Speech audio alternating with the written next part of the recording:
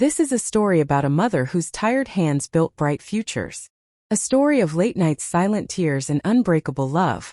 It is about sacrifice that no one applauded and strength that lived in shadows. She worked while the world slept so her children could dream.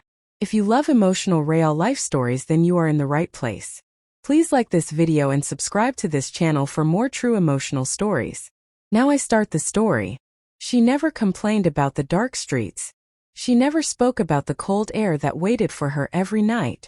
She only kissed their foreheads before leaving, and whispered, "Be brave, my babies." Her name was Maria. She lived in a small apartment on the edge of a quiet European town.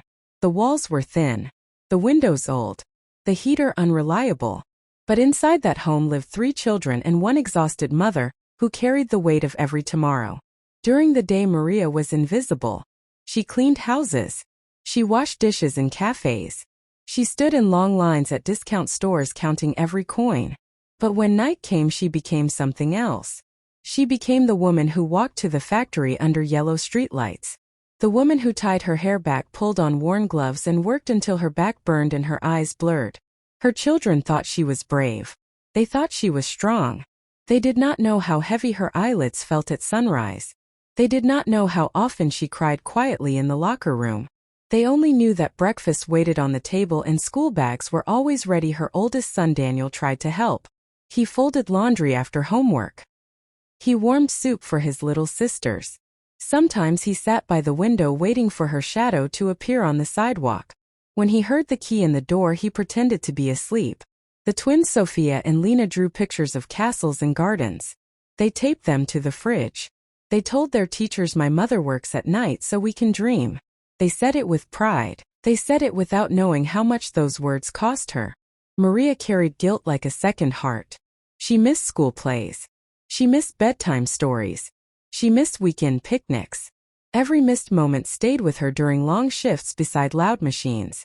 Some nights her legs trembled so badly she had to lean against the wall. Some mornings she fell asleep sitting on the edge of the bed. But she always woke in time to braid Sophia hair, to pack Lena lunch, to remind Daniel to study. People in town saw a quiet woman. They did not see the storms inside her. They did not see how she skipped meals so the children could have fruit.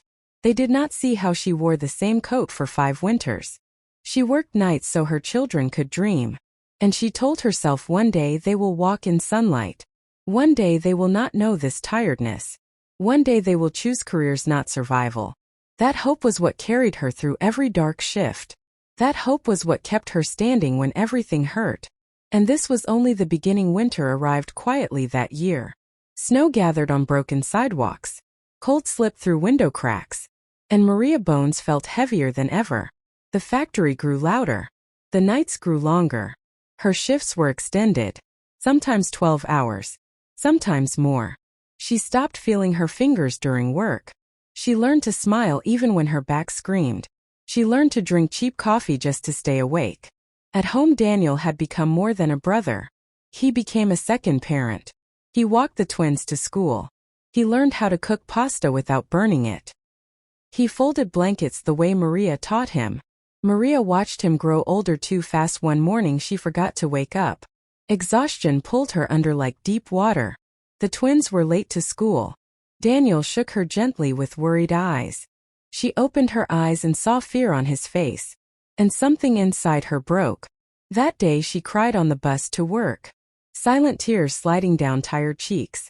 She promised herself she would try harder, even though she was already giving everything. At school, Sophia teacher asked why their lunches were always simple. Lena said, "My mother works nights. She is tired but she loves us." Those words reached Maria through a phone call. And she stood in the storage room holding the wall just to stay upright. Bills waited on the kitchen table. Electricity notices. Rent reminders. Doctor appointments she could not afford. She sold her wedding ring quietly. No one noticed. No one asked. With that money she bought winter shoes for the twins. And a used laptop for Daniel's schoolwork. That night she held the empty space on her finger. And told herself, this is what love looks like. Her body began sending warnings. Dizziness. Blurred vision. Sharp pain in her chest during long shifts. A coworker told her to see a doctor. Maria smiled and said later. Later never came. She kept walking under yellow streetlights, kept packing lunches, kept whispering, "Be brave, my babies." Sometimes she stood at their bedroom door watching them sleep. 3 small faces peaceful in the dark.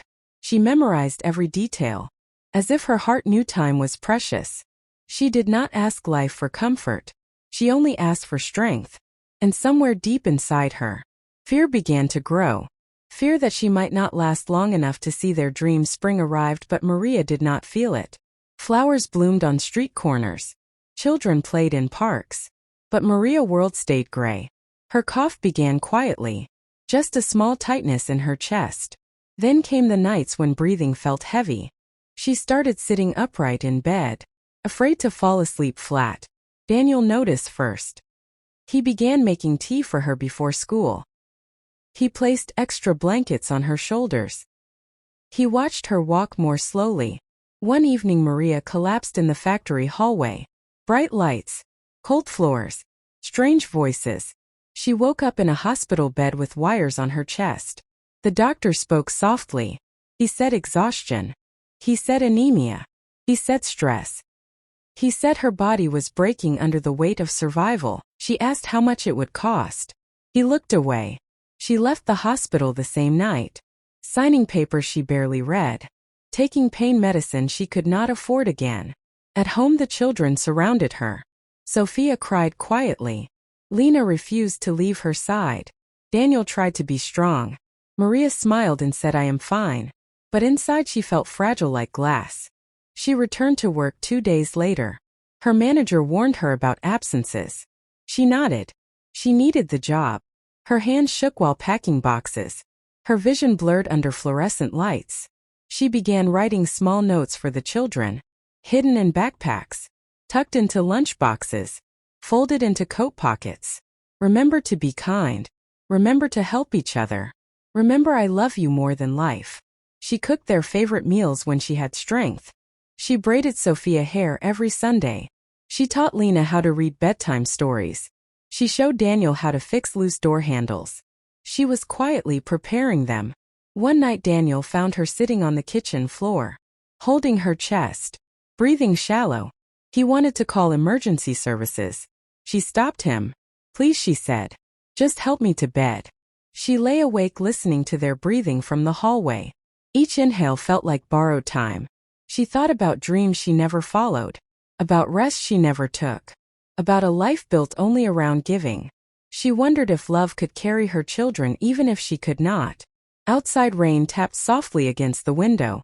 Inside Maria whispered into the darkness, "Please let me stay long enough to see them grow." And in that moment, she understood something painful and beautiful. She had already given them everything. The summer came quietly. Sunlight filled the small apartment in the early mornings. Birds returned to the balcony rail. And Maria's strength faded like shadows at sunset.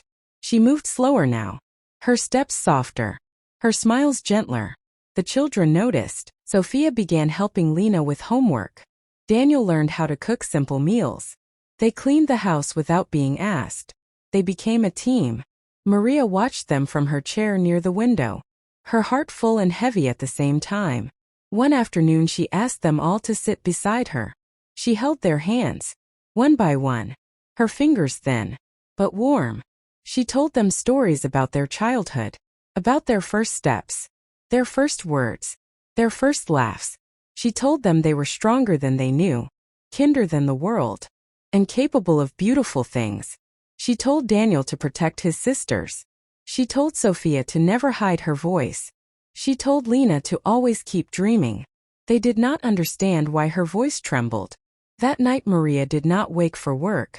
Daniel found her peaceful, breathing slow, eyes closed, a soft smile still on her face.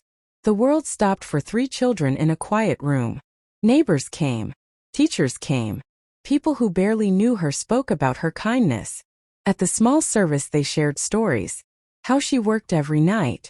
How she never complained. How she helped others even when she had nothing. Her children stood together holding hands.